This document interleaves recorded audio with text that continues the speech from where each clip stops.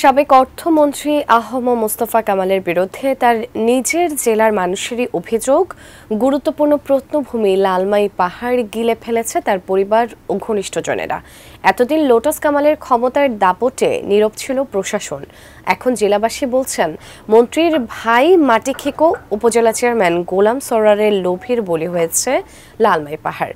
কুমিল্লা থেকে হুমায়ুন কবির জীবনের তথ্য ছবিতে ডেস্ক রিপোর্ট। কুমিল্লার ৫ উপজেলার অংশবিশেষ জুড়ে লালমাই পাহাড়। ৮ কিলোমিটার দৈর্ঘ্যের ও প্রায় ৫ কিলোমিটার প্রস্থের এই বিস্তীর্ণ টিলা দ্বিখণ্ডিত করে চলে গেছে ঢাকা চট্টগ্রাম মহাসড়ক তার দক্ষিণাংশ লালমাই। ঐতিহ্য, সৌন্দর্য এবং প্রত্নতাত্ত্বিক গুরুত্বে যা অমূল্য।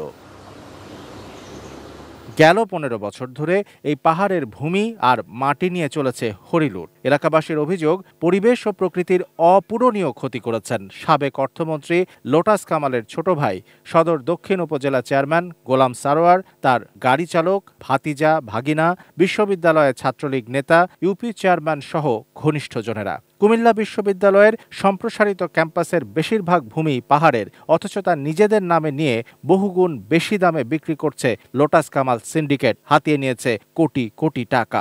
এলো ভিশন মুশকিল আসান অফার। যে কোনো ব্র্যান্ডের পুরনো ফ্রিজ নিয়ে চলে আসুন ভিশন শোরুমে আর নিয়ে যান নতুন ভিশন ফ্রিজ 20% পর্যন্ত ছাড়। তার সাঙ্গুপাঙ্গুরা টোটাল পাহাড়টাকে লুটপাট করে মাটি কেটে যেভাবে লুটতরাজ করেছে, মানুষের জমি জামা জোর করে অবৈধভাবে দখল করেছে। সিন্ডিকেট তৈরি করে বিশেষ করে বিশ্ববিদ্যালয়ের যে শত শত একর জমি, এই জমিগুলাকে নামমাত্র বায়না করে এখানে কোটি কোটি লক্ষ কোটি কোটি টাকা মুনাফা করে এদের বিশ্ববিদ্যালয়ের কাছে বিক্রি করছে। জায়গা থেকে উচ্ছেদ করার জন্য অনেক চেষ্টা করছে, আমাদেরকে নেতাকে ঘুরিয়ে দিচ্ছে। লালমাই পাহাড়ের ২০০ একর জমির মধ্যে ১০০ একরেরও বেশি জমি চলে গেছে লোটাস কামাল সিন্ডিকেটের পেটে। মানুষ তাদেরকে বলে মাটিখেকো। এতদিন মুখ খুলতে পারেননি কেউ। পাহাড়ের ক্ষুদ্র নৃগোষ্ঠীর মানুষও ছিলেন এই প্রভাবশালী চক্রের ভয়ে তটস্থ।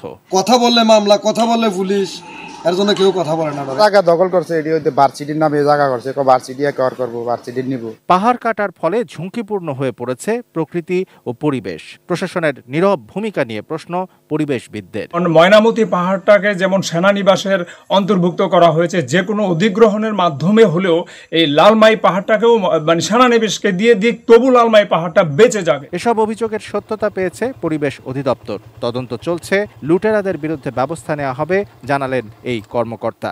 এই পাহাড় কর্তনের সাথে সাবেক অর্থমন্ত্রী আত্মীয়স্বজন জড়িত, এই বিষয়ে আমরা তদন্ত করতেছি। তদন্ত যদি প্রমাণিত হয় তাদেরকে বিরুদ্ধে আইনগত ব্যবস্থা নেওয়া হবে। Shamsul Arefin, desk report, ATN news.